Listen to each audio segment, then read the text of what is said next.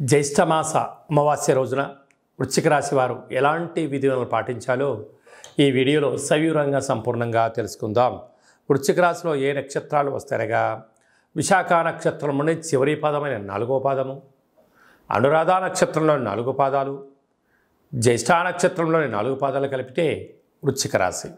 చాలామందికి పుట్టినటువంటి కాల సమయంలో డేటా బర్త్లో లేనటువంటి కారణం వలన పేరు యొక్క మొదటి అక్షరాన్ని అనుసరిస్తూ ఆ రాశిని తెలుసుకునే ప్రయత్నం చేద్దాం.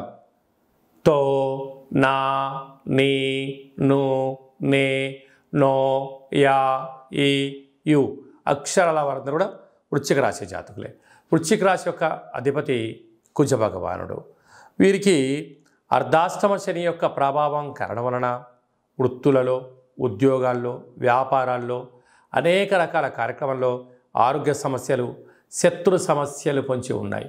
ఇలాంటి కాల సమయంలో కళౌ వెంకటనాయక అన్నట్టుగా వెంకటేశ్వర స్వామి వారికి తులసిమాలను సమర్పించడం, లక్ష్మీదేవి అమ్మవారికి పంచామృతాలతో అభిషేకం చేసుకోవడం, కాళభైరవ స్వామి వారి యొక్క దీపము, కూష్మాండ దీపము, ముడుపు, హోమము, కాళభైరవ అష్టకాన్ని వినడం, పక్షులకు ఆహారాన్ని వేయడం, ఆవులకు పచ్చగడ్డిని ఏర్పాటు చేయడం, కుక్కలకు యథాశక్తిగా అన్నదానం చేయడం వలన ఈ యొక్క అర్ధాష్టమ శని యొక్క ప్రభావం తొలగి నరదృష్టి, శత్రు ప్రభావాలు, తామరాకు పైన నీటి బొట్టును ఎలా జారిపోతుందో ఈ యొక్క సమస్యలు తొలగిపోతాయని చెప్పి గమనించాలి.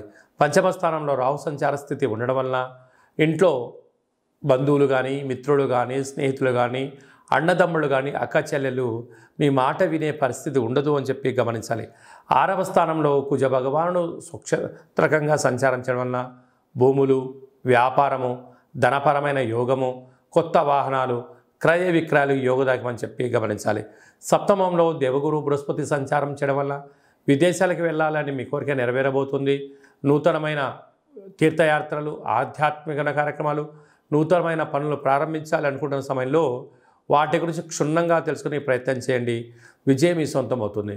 ఈ ఏడాది తర్వాత వృశ్చిక రాశి వారికి రవి భగవానుడు మిథున రాశిలో సంచారం చేయడం, అక్కడే శుక్రుడితో కలిపి సంచారం చేయడం వల్ల స్వల్పమైనటువంటి అనారోగ్యము, దీర్ఘకాలిక వ్యాధులు, షుగర్, థైరాయిడ్, వైరల్ వ్యాధులు, అలాగనే సీజన్లుగా వచ్చేటువంటి వ్యాధులు, అలాగనే చిన్న చిన్న విషయాలకు ఆందోళన, కోపం తగదు, వాహన ప్రమాదాలు పొంచి ఉన్నాయి.